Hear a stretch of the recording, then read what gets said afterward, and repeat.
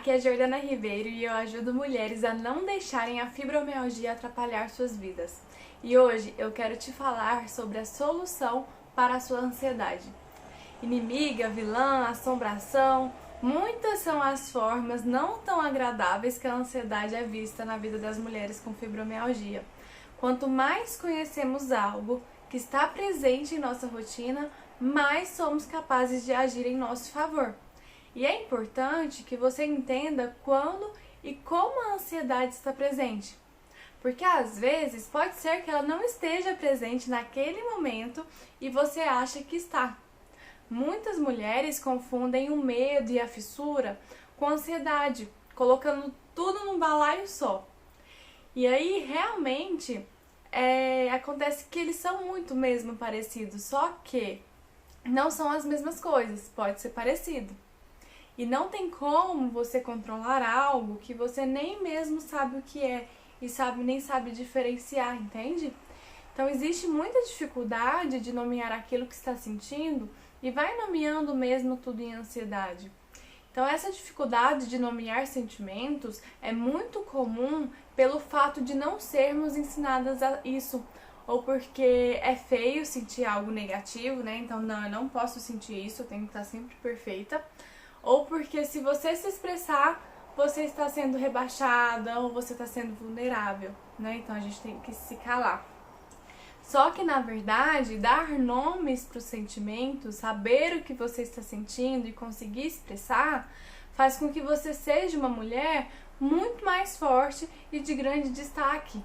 Porque a inteligência emocional tem um papel fundamental na melhor forma de lidar com a sua ansiedade. Né? E aí você lidando melhor com a sua ansiedade, consequentemente você vai lidar melhor com as suas dores também. E aí pra gente entrar nisso, vamos diferenciar então a ansiedade do medo, da fissura, tá bom? Então o que é o medo, por exemplo? O medo, ele geralmente se refere a um objeto ou a uma situação muito definida. É uma resposta emocional de alerta, né, em uma situação específica de perigo. Então, o batimento acelera, a respiração também acelera. O medo, ele pode aparecer em muitos momentos quando você pensa que a fibromialgia não tem cura, ou que ainda não tem solução para uma vida 100% sem dores. E aí vem questionamento de como que vai ser? O que será de mim? Eu não aguento mais passar por isso. Isso pode ser que desencadeie a ansiedade, mas primeiro vem um momento de medo, entendeu? Agora, a fissura é aquele apego excessivo que você tem a algo que você quer por perto o tempo todo. Tendo agitação, o coração fica palpitando. Por exemplo, uma mulher que além da fibromialgia, ela sofre com a dependência do cigarro.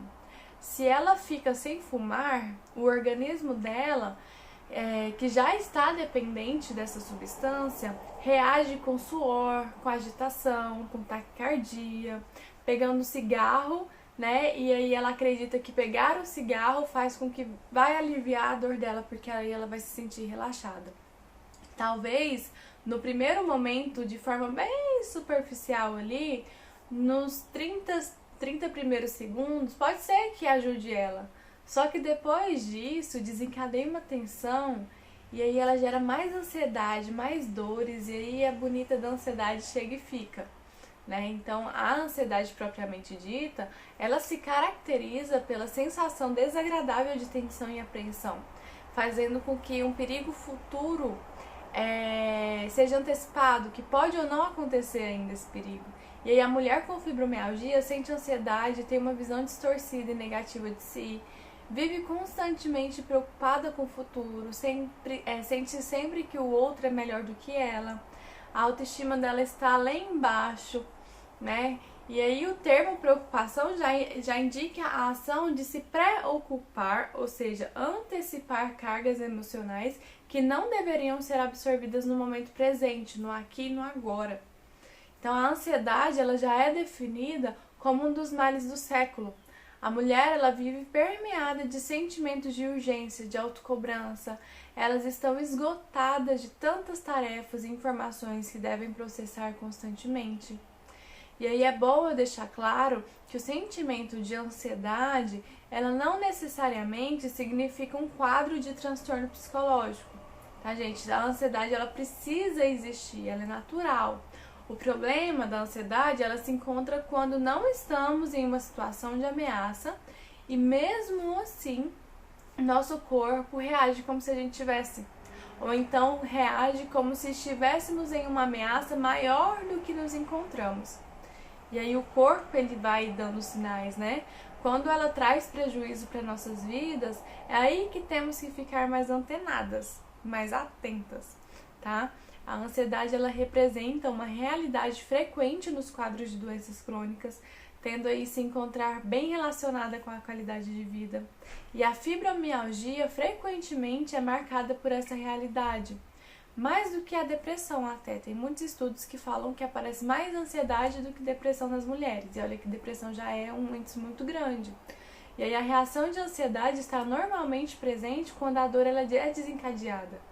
A fibromialgia, por ser uma doença de etiologia desconhecida, de origem desconhecida, de cura incerta e tendo a dor como sintoma principal, provoca sentimento de desconhecimento e insegurança nas pacientes, o que pode desencadear aí mais ansiedade.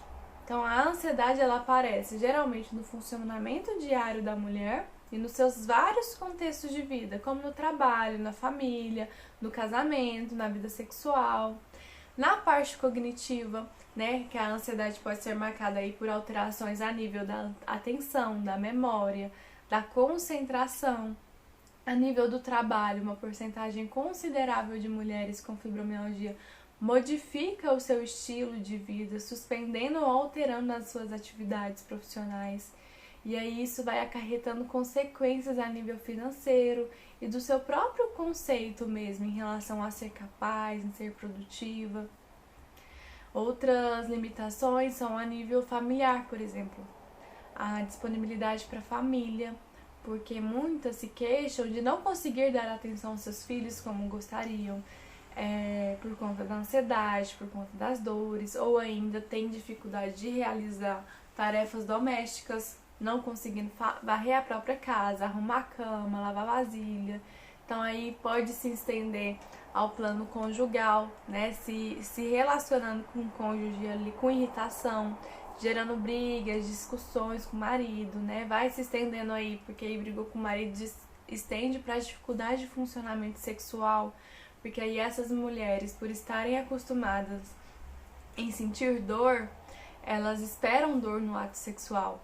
E aí elas se contraem, né, ocasionando aí dores também na penetração, principalmente se ela está num relacionamento que não há troca de afeto, de carinho. Tá? Então vai complicando aí, uma coisa atrás da outra. A parte social da mulher com fibromialgia, ela pode ser marcada por isolamento, porque a percepção do estado de saúde como frágil, imprevisível, incontrolável, vai gerando ela se isolar, fazendo com que ela se isole.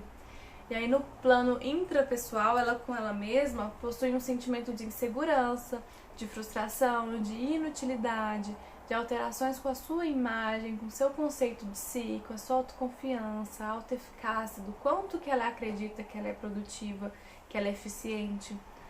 Com esse tanto de limitação, a mulher se depara com várias fontes de tensão, fazendo com que a dor persiste, e aí vai fazendo com que leve ela a perceber sua situação como ameaçadora, como incontrolável, representando aí uma fonte de estresse relacionada com a evolução negativa dos sintomas. E aí assim, ao longo do tempo, ela fica deprimida pela cronicidade da dor, fadigada, com dificuldades no sono.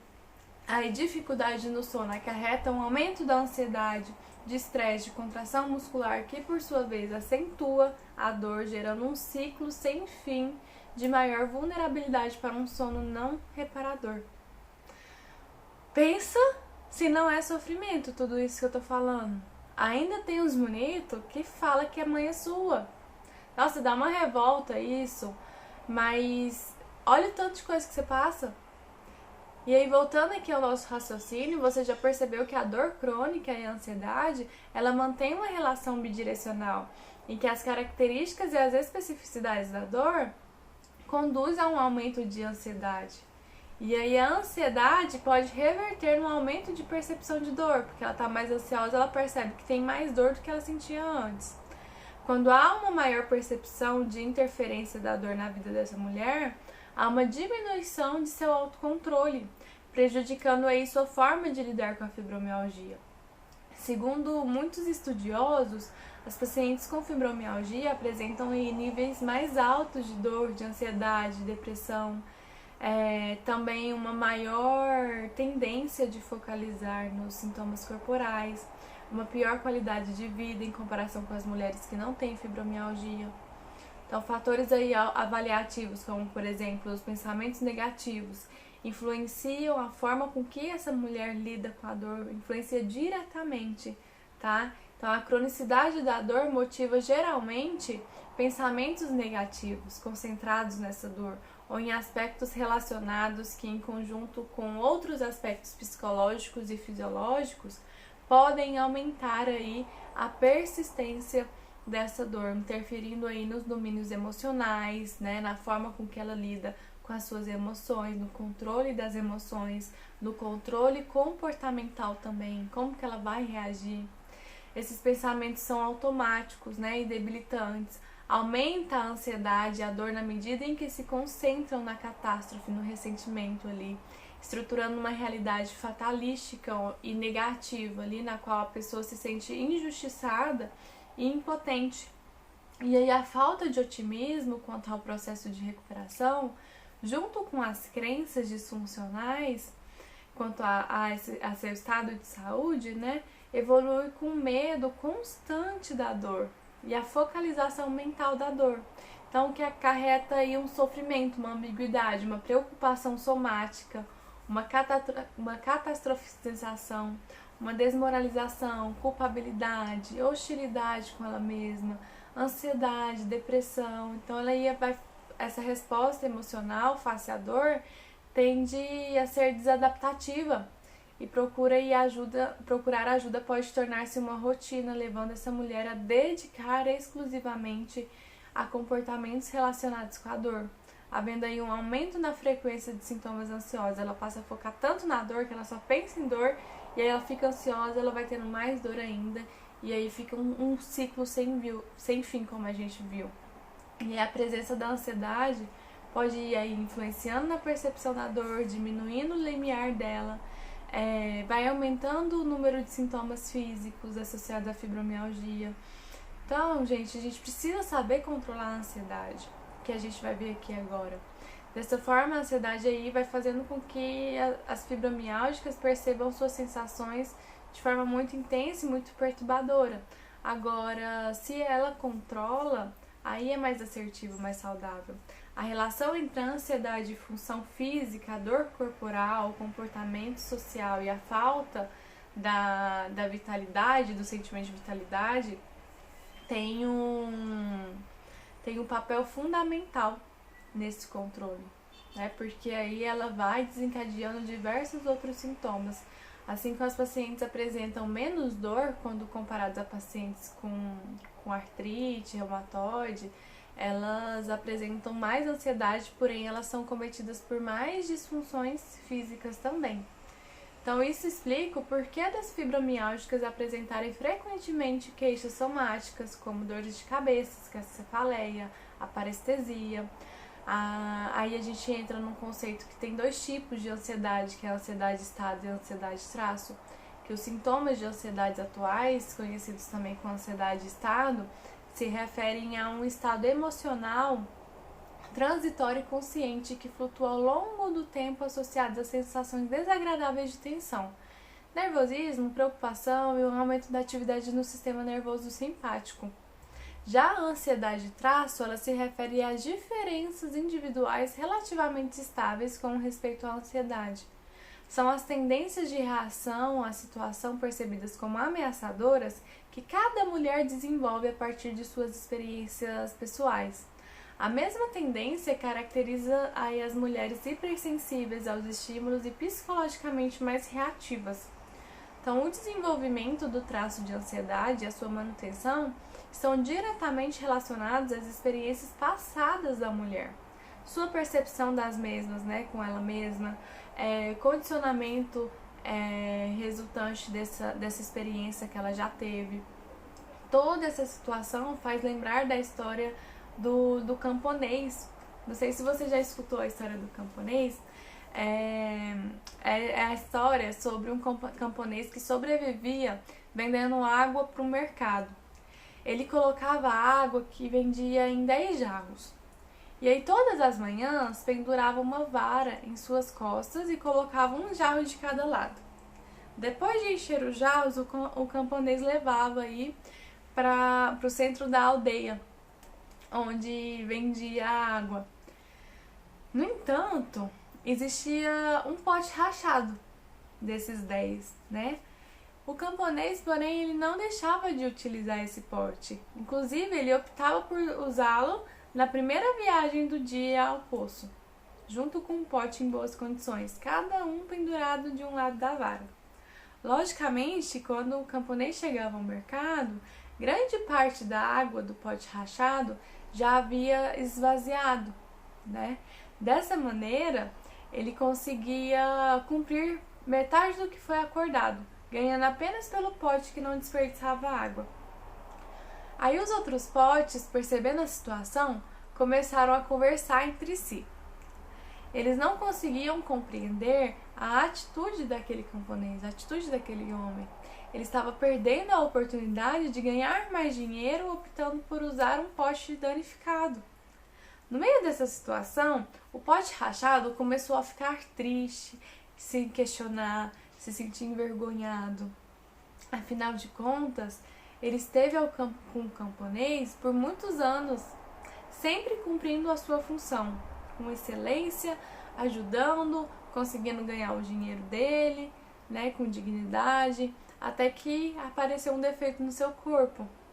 Ele se enxergava como um inútil. Ele sentia que o camponês só continuava usando ele por dó e não achava certo isso estar acontecendo, porque impedia do seu parceiro de manter sua renda necessária.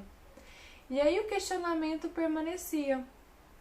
Ele pensava assim, com tantos potes novos em perfeitas condições, por que não substituir o velho de uma vez? O camponês, ele não se importava com os questionamentos desse pote. Ele apenas balançava a cabeça e sorria e os outros potes ficavam preocupados, acreditando que seu dono estava louco. Muitas vezes a única reação dele era tirar alguns farelos do bolso e espalhar pelo caminho. E aí no final de um dia, quando esse camponês estava se preparando para descansar, o pote rachado chamou para conversar. Ele ouviu atentamente enquanto seu companheiro de longa data falava. O pote disse que amava o seu trabalho, mas não se via mais como útil. Ele não sentia mais que ele estava tendo função e que não queria mais ser mantido apenas por pena ou por compaixão. Ele preferia ser descartado do que se tornar um peso. Então chegou a vez do camponês falar. Com um sorriso no rosto, ele disse que nunca passou pela sua cabeça desfazer-se dele, desfazer-se do seu companheiro, porque ele era extremamente útil. Aí o pote perguntou assim, útil? Como que eu posso ser útil? Como que eu posso estar sendo útil se por minha causa você perde dinheiro todos os dias? O camponês então pediu que ele se acalmasse e esperasse, porque no dia seguinte ele lhe mostraria por que era tão valioso. Quando o dia amanheceu e chegou no momento de sair para o trabalho, o homem disse para o pote, esteja atento a tudo a cada lado da estrada até o poço. Perceba tudo. O pote obedeceu e durante todo o caminho pode notar, mas viu uma estrada agradável, viva, cheia de flores. Então, quando chegaram ao poço, ele disse ao seu companheiro que não conseguiu encontrar uma resposta clara durante o trajeto. O camponês o olhou e com todo amor lhe disse: "Desde que você rachou, fiquei pensando na melhor maneira de conseguir usar suas capacidades. Então me veio a ideia de espalhar sementes pelo caminho, de tempos em tempos. Essas sementes são regadas todos os dias por você. E agora que elas se desenvolveram, além de poder contemplar a paisagem linda e colorida todos os dias, ainda posso colher algumas plantas e vendê-las no mercado a um preço superior ao da água. Percebe a importância que você tem para mim?" Ele perguntou para o pote. O pote rachado, emocionado, entendeu o seu verdadeiro valor. E daquele dia em diante, nunca mais ele questionou sua importância para o seu companheiro. Como todo processo de dor e ansiedade, faz você perder seu sentimento de utilidade, te gerando sofrimento. E isso te acarreta um olhar negativo de fragilidade, de inutilidade para a vida. Assim como o pote rachado no início, só depois que ele começou a ter um novo olhar para si, ele resgatou o sentido e o seu senso de utilidade. Pode ser que você esteja como esse pote rachado no início, olhando apenas para a falta, apenas para aquilo que você não está dando conta de fazer, se fechando, se esquecendo de todo o resto à sua volta, deixando de procurar novos sentidos para a sua vida. A prevalência da ansiedade entre as fibromialgicas é um fato, né? E aí varia entre 13% e 71%, de acordo com alguns estudos científicos. Porém, a resposta que você vai dar a essa ansiedade que fará a diferença. Estreite seus vínculos emocionais, mude seus comportamentos. Eles são meios auxiliares de tratar quadros de ansiedade, considerando aí que são ações que estimulam a produção de importantes neurotransmissores aí para que você controle a ansiedade.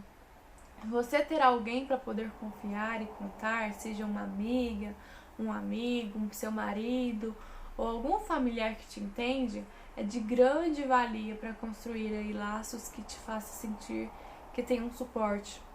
Isso diminui bastante a ansiedade. Mudanças comportamentais, como a prática do otimismo, perceber o que de diferente de bom aconteceu na sua rotina, mesmo tendo dor, facilita você perceber que há como ter vida mesmo com a fibromialgia, fazendo a ansiedade aí diminuir, né? E aí você relaxa mais, você tem mais controle da ansiedade, tem alívio de dor.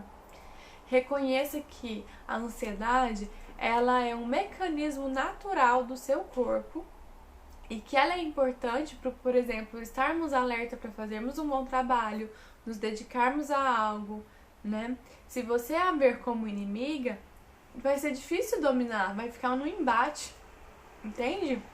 Então ela é real e necessária muitas vezes. Só assim você pode manejá-la, para que aí você entendendo que ela precisa, né, aparecer, ela vai aparecer apenas no momento que convém. Se aparecer em outros momentos, você consegue controlar porque você passa a respeitá-la. É importante você ter consciência de que as coisas podem dar certo, mas também podem dar errado, e nem por isso tudo irá desabar. Seu mundo não irá acabar pelo fato das coisas não saírem do seu jeito. Pelo contrário, ele irá se fortalecer porque assim te força a desenvolver flexibilidade para você se adaptar e ter planos B, planos C, planos D, planos Z, até dar certo, tá? Outra dica é fazer exercício físico. A atividade física libera o hormônio do prazer e equilibra o humor, causando sensação de relaxamento, aliviando suas dores. A ansiedade diminui também.